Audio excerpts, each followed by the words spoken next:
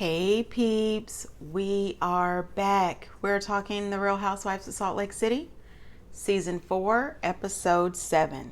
Hey, before we get into the video, please do me the honors of subscribing to my channel, hitting the notification bell so you can always be notified when I post new content, hitting the thumbs up because that does wonders for my channel, and share. Thanks. Now, honey, listen, the episode starts out with Angie getting ready to celebrate Easter. She's having a Easter brunch and she wants to invite all the ladies except for Meredith. But, I understand why she doesn't want to invite Meredith because she doesn't know the full story. However, she does know that Whitney was a part of it, but Whitney is still invited. Anyway, she has this cute idea to have a beautiful little bunny rabbit deliver all of the invitations. Now, honey, listen, this bunny walking up on people, tapping on car doors, and hiding out in Heather's back seat. It was too much. When Heather went to yelling, I said, oh, hell no. Please take note to all my friends. Don't do that, okay? Because if somebody pops up in my backseat, they get their ass whooped. I don't play games. Don't do that. So we see this scene with Justin and Whitney, and some of it to me seemed a little manufactured. However, I digress. When she was talking about her busy morning, she's packing lunches, she's, frying bacon, the kids are arguing, fussing, and fighting, the dog is peeing on the couch, and Justin is sitting on the couch surfing the internet. There is no way that I'm sitting still while I'm trying to do all this multitasking and Justin is, searching the Instagram. No, sir. The way I would have lost it on his ass. Okay, you are going to put that damn phone down, clean up this piss on this couch, and at the same damn time, I want you to explain to these kids how they need to calm down and get ready for school, or mama's about to lose it. Okay, no, he would never just sit there comfortable being on his cell phone. No, not me, girl. Anyway, she talks about how Justin is not wearing his ring. And so she took her ring off. This is the manufactured part. Justin is listening as she's explaining to him how she feels, and he brings up the lack of sex. I said, well, shit, ain't that just like a man? Okay, I'm trying to explain to you what I need, and you want to throw back up to me about your lack of sex. You're not helping around the house. You are not wearing your wedding ring, and you think you're about to get the sex? No, you're not about to get the sex. What you're about to get is cuss the hell out. Okay, that's what you're about to get.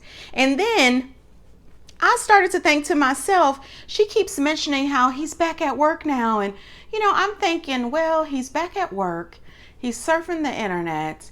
He is not wearing his wedding ring. Maybe she's concerned that she's going to lose him the way she got him. Because didn't she get him at work and he was married?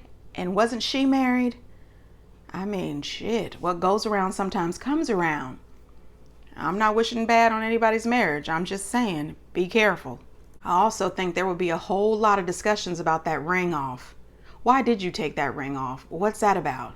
And two wrongs don't make a right. He took his off, so she took hers off. Yeah, I'm good with that. Then we see Lisa Barlow and Angie meet up at this candle making place. And some girl walks up and says, "Are you Jack Barlow's mom?" Girl, you know good and damn well she's Jack Barlow's mom. That seemed a little fabricated as well. And she says, well, I'm good friends with Jack. And Lisa didn't know this girl. And I said to myself, how do you not, damn it, Lisa. I don't know. Maybe I'm just a different kind of mom, but I knew my son's friends. I mean, and to this day, I know my son's friends. I think it's important. I don't know. I came up in the days before cell phones, and there was no getting to me without going through my parents. You know what I mean? These kids nowadays, they are so free. You don't have to call the house to hear your mom ask questions. Who your people? What's your last name? Where y'all live? They don't have to go through any of that crap that we went through, or to trying to sneak on the phone, have a little sexy conversation, and your mom is on the other end. Hang this damn phone up. They don't get that. They don't know that. Oh, that was Terrible. It really was.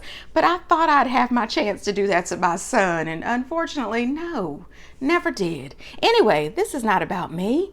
Anyway, this good friend of Jack's lets her know that she knew way before she did about Jack's mission. I said, well, shit, that has to feel great. That would have stung me just a tiny bit. Then they talk a little bit about the invitations, and she lets her know that she has invited everyone to the brunch, everyone except for Meredith. And I was really shocked that she invited Mary Cosby. Mary has not been the nicest to Angie. Of course, Lisa turned this into all about Lisa, and she was shocked that she invited Monica. Oh, she's not your real friend. She's out here talking about these rumors. Wasn't it last season that you let the world know that Meredith slept with all of New York? You have propelled a few rumors yourself, Lisa. How are you about to act a fool about Monica? I mean, it's really crazy. She's putting all of this on Angie, letting Angie know that, she wouldn't be dealing with Monica because Monica was out here sharing extra information with her on the side. And I said, this is not extra or new. Angie admitted that there has been rumors about her husband for the last 30 years. Heather mentioned that there has been rumors out there that she has heard, and that all the rest of the housewives have heard these rumors as well.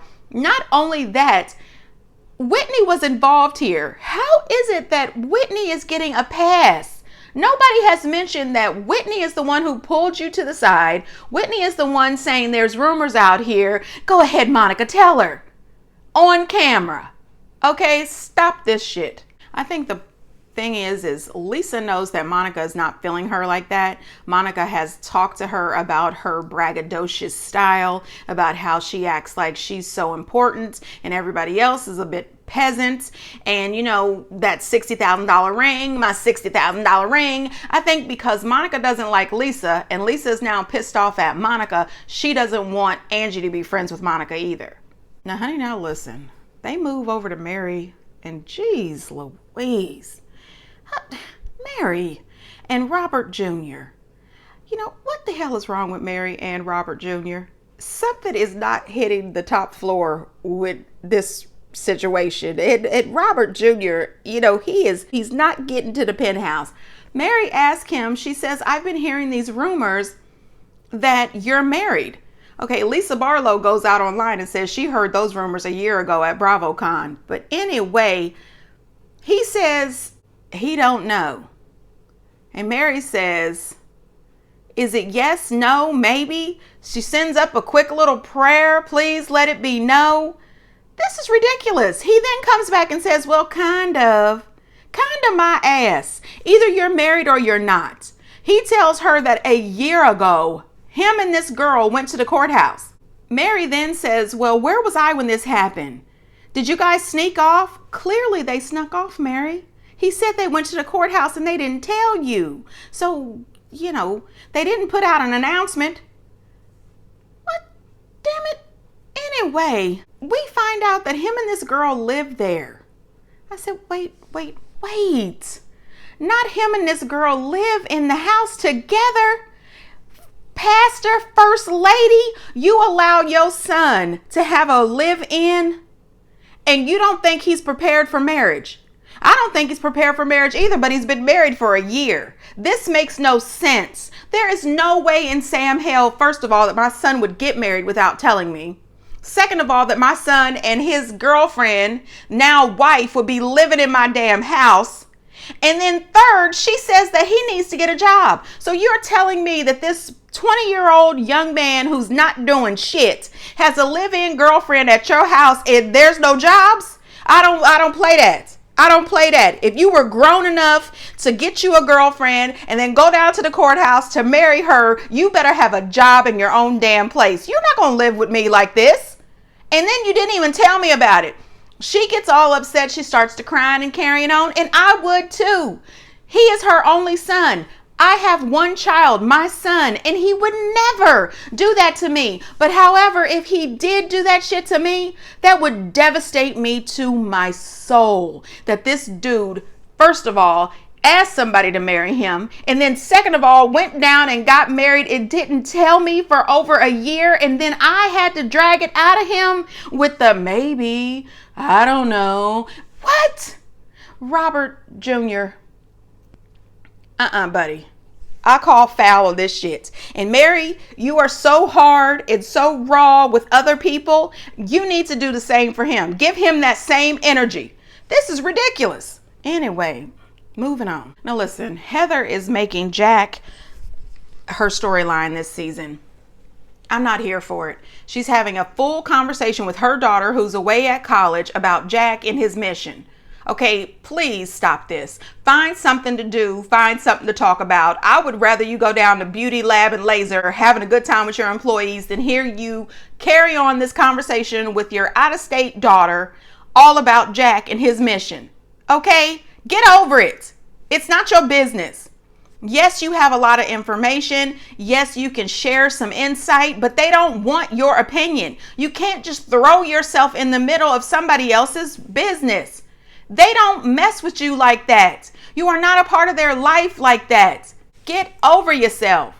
Now, honey, listen, when Meredith comes over to Mary's house, she lets Meredith know about Robert Jr.'s marriage. You know, Meredith is shocked. I mean, who wouldn't be? But I can say that Mary's charcuterie board looked really nice. You know, you can tell that Meredith and Mary have a friendship off camera. Mary is very different when she's dealing with Meredith than she is when she's dealing with the rest of those girls. And I have seen Meredith in a lot of interviews, and she stated that, yes, her and Mary are true friends. Now, listen, she says that she notices that Mary has been keeping her distance from the other girls. And Mary makes this comment. She says, well, you think you're going back into the group of people and they still haven't grown. They're just walking in the same shoes. Like, do you think you need taller boots? Well, first of all, Mary, where the hell is your growth? Where are your boots? Because you are still the same Mary M. Cosby. And not only that, when you were on last, you fat shamed Heather. And then you did it again on Watch What Happens Live about a week or so ago. So, you know, have you grown? I don't think you have the right to sit there and act as if you have matured so much and everybody else hasn't, because you haven't grown. And then for her to say that she's not going to Angie's Easter brunch if Meredith is not going. So you knew days ahead of time that she wasn't going to show up for this brunch. She waits until the morning of, the day of, an hour or two before the brunch to call Angie with a lie. Good pastor, the lie, talking about, oh, she had a flood in her Las Vegas place a year ago and now they're finished with the renovation, so she's going. You knew that you weren't coming. I thought that was really disrespectful that you waited to the last minute like that to reach out to that woman. That's rude. You know, Meredith is still confused as to why she's being blamed for starting these rumors. You know, Meredith kind of set yourself up for failure. When you brought up to Lisa that Angie doesn't want to talk about the rumors, you know, and clearly off camera, even if you didn't say what the rumors were, you still brought it up. So you kind of set yourself up for this. But I don't think that Meredith deserves 100% of the blame for it, because she didn't bring the actual rumors out and put them on camera. That was Monica and Whitney. Monica fell for Whitney's bull crap, and Whitney is sitting back in the happy seat watching as Monica and everybody else explodes. And one thing I can say is Angie, she will lay an event out. That woman made everything beautiful. I would have loved to sit at the children's table. Now, you know, when I was a kid, I hated the kids' table. When I was a teenager, try to put me at that kids' table and see how I act the fool. I act just like a child. I'm not sitting at that table. I mean, I show out. I mean, I did when I was a kid. But today, get me one of them baskets and sit me over here at the kids' table. I'm saying they're being real mature over here at the kids' table. No problems over here at the children's table. But you get the people together at the big people's table and they don't know how to act. Anyway, Heather shows up with 9 lemons. I said, well, I'm sure that's Shannon Storms Bedore approved. Anyway, Heather is making jokes and she goes up to Angie's husband and she says, where do you get such fashionable clothes? And he says, my gay boyfriend. And I chuckled and they all chuckled. And I said, well, you know, Sean seems to be fine. You know, he was upset about this, but Angie was very clear when she said these rumors have been around for a while. They all knew about these rumors. Quit playing with us. So anyway, let's just get to it.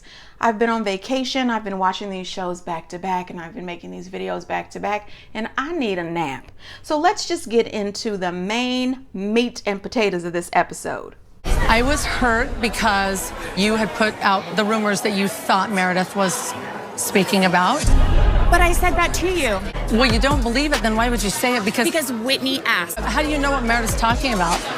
I didn't hear it from Meredith. I heard it from the Salt Lake City streets. I just want to be focused on supporting Jack. He's not. I support that 100%. Yes. Of course, I'm talking about you and me. Like, why don't you want to read my book? Like, why don't you want to know my experience? Oh, is this about your book now? Yeah, well, yeah. Like, I would wear this to church. And some people, you No, would no, no. not. I was the last one to know, and like, you don't want to talk You to me. wrote a book about being a bad Mormon. I'm focused on my kid being a good Mormon. But the bottom line is, I'm done with this. We're friends. I want to build a better friendship with you. okay. And this is off the table. Like, this conversation is off the table. I've heard things Oh my about God. you, but I would never repeat Come it. with it. Come with it. What do you got? Foreclosure? I'm not doing Check. that. I don't Repo? care. Check. No. Divorce? Check. No. Affair? Check. What else do you want? I'll own it all. Talking shit behind your back. Hide I'm a the only rumor? one saying it to your face. I love that people no come for me and then they get mad when I fight back.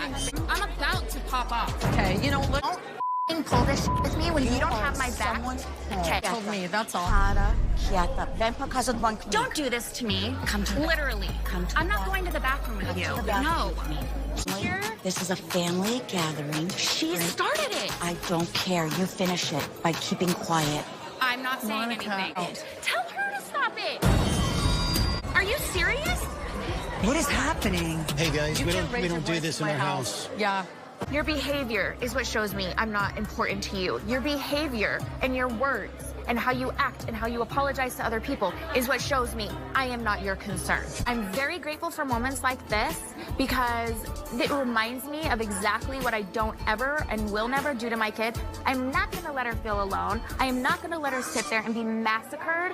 Is this funny to you? It is funny to me. That's hilarious. It is funny you to really me. are a heartless person. And you can stay with your friends and party and Opa and dance. I'm you can heartless. find your own ride home. Dead ass. Find your own ride home. Listen. No. All right, so I'm gonna be all over the place here because there was a lot going on. So first of all, if I hear a rumor about my friend, I'm gonna tell her about it, but I'm gonna tell her privately. There's not gonna be any cameras around because we're not in the Housewives. But even if we were a part of the Housewives and it was a rumor that could affect her family, I would tell her, this is what I heard. I don't mean any harm, and I just want you to know so that you are not surprised. Monica told her, yes, it was on camera, but they are housewives. And she wasn't out in the streets telling this rumor. She told you to your face because Whitney asked her to. However, Monica let it slip when she was talking to Angie that she didn't hear those rumors from Meredith. But she's not saying what alleged rumors she heard from Meredith. Even on Watch What Happens Live, Andy asked her, what did you hear from Meredith? And she said, well, I'm going to leave that to Meredith because I don't have any facts to back that up. You don't really have any facts to back up that her husband is gay either. But you still put it out there. I don't think that Angie should be as hard on Monica as she is, considering that she gave Whitney a pass. Whitney is at the party dancing a jig and having all that good food and, you know, enjoying herself while Angie and Monica are completely pissed off. I think that Whitney is definitely getting a pass and she shouldn't. However, did I appreciate that Angie brought this conversation up to Monica at this family event? No, I did not. Especially after at the beginning of the event, she stood up there giving this speech acting as if she was Jesus. Girl, if you don't sit your ass down to eat some of this lamb, just sit down and have a nice dinner. Shut those lips. Listen, this should not have been brought up. None of this. She should have saved this for another day. All the yelling and the screaming and the acting childish in front of these children, I didn't think it was a good look. Not at all. They should not have had this discussion. Now, Monica's mom, honey, listen, that woman is something else. Now, I don't know what the hell all the ins and outs are of Monica and her mom's relationship, but it's deep. It really is. And I think that they were teeter-tottering on an explosion, and it just so happened at this event. I think that her mom is jealous of her. I think that her mom wants the limelight. She definitely wants a snowflake. And I said it on my last video, she needs boundaries with her mother. There is no reason that her mother had to act the way she did. You can see the way Monica was saying, well, tell her. Why are you telling me? She reverted back to childhood right there in the middle of this explosion. You know, Angie's husband, he says, oh, we're not going to have that behavior in my house. You know, he wasn't here for it. You can just see the hurt and the pain that Monica is going through. Her and her mom have some really big, deep-rooted problems, and they need to work on that. I mean, anytime your mom is saying that you are a bitch and saying that she hates you, something is wrong with that mother. It was almost as if we saw Monica's complete inner child explode and react to feeling hurt by her mom, to feeling that she's not being supported by her mom. And when she expressed to her that she would never do that to her own daughters, her mom started laughing. And I said, what mom would laugh when you can clearly see your daughter is hurting right now? My thing is this, when Monica and Angie was having this conversation, I don't think that Linda needed to be a part. I think that Linda came over there so she could be in the camera, and she shouldn't. You know, she was trying to chastise her daughter or calm her down in front of all these people, and it just turned out pretty bad. You know, if she didn't appreciate Monica's behavior, which I thought that Monica and Angie were doing too much at this event without all the family there and the children there, I would have definitely told Monica at a later time, you know, in the car on the drive home, like, honey, listen, you know, I know that you're passionate about this argument you were having with Angie. I totally get it. However, you know, kids were involved, and maybe, you know, this was making the children uncomfortable. Now, listen, Monica tore Angie to hell up. She really did. She wiped the floor with that woman and left no crumbs. She really didn't. Angie talking about, well, I have heard rumors about you, and Monica say, well, what is it? Go ahead, put it out there. That I was foreclosed, bankruptcy, cheated on my husband, getting a divorce. Go ahead, lay it all out there. I am a firm believer that you will never spray me with my own tea. Never. If I've done it, I'm going to admit it. And you best believe I'm not going to be shocked or afraid or scared when you put it out there. It is what it is. I did X, Y, and Z, and I might do the shit again. Team Monica there. Now, like I said, sometimes you just have to hold your peace. Angie needed to be told off, but she should have told Angie off later. Angie, you brought this on yourself by bringing the conversation to Monica at your family's get together. You know, Linda, get help. At the end of all this, Monica told Linda she can't ride with them. Find your own way home. And she stormed out. Listen, get you an Uber, Linda. Monica needs to get into some therapy. Linda could use some therapy as well, but Monica definitely needs to set up some boundaries. I would change the locks on my doors and let Linda know I'll get in touch with you when I'm ready to talk to you. But as of now, you are cut off. Linda is too much. Monica, please stop behaving like this around the children. Now on to Heather. Honey, listen, Heather thinks that she is going to single-handedly rip down the Mormon church. I don't know why she thought that it was her business to approach Lisa. Lisa started out the conversation telling Heather, our friendship is surface. I don't know why Heather didn't get that. Your friendship is on the surface level. Then she goes to asking her, well, why didn't you tell me about Jack's mission? Why didn't you talk to me about this? Lisa said, you wrote a book about being a bad Mormon. Jack is trying to be a good Mormon, and I want to support my son. Heather wants to bring up Lisa not reading her book. I said, what does this, girl, are you seriously bringing this back to that book? Listen, I appreciate the way Lisa shut it down. I agree with Heather when she says Lisa is a different kind of Mormon. There is no way in hell that you would wear that dress to the Mormon church. That's why they don't let you into pretty temples, because you don't follow the rules, okay? You act a fool, and you drink and sell the Vita, and you don't wear the garments. That's why they don't let you in. Lisa's version of Mormon is way different than what Heather went through. Heather has some good information. She has some very valid points. But when it all comes down to it, Lisa and Heather are not close like that. Jax is not close with Heather like that. And this is none of Heather's business. You go on and do you. And you let Lisa do her. You let Jack do what he needs to do for himself. Maybe Heather is completely right about everything she said about the Mormon church, but it's up to Lisa and her family to decide what they want to do. And they don't have to listen to Heather. That's just my opinion. I think that Heather is 1000% using Lisa and her family as her storyline this season, and it sucks. Anyway, peeps, get down in the comments and let me know what you think. And until next time, bye.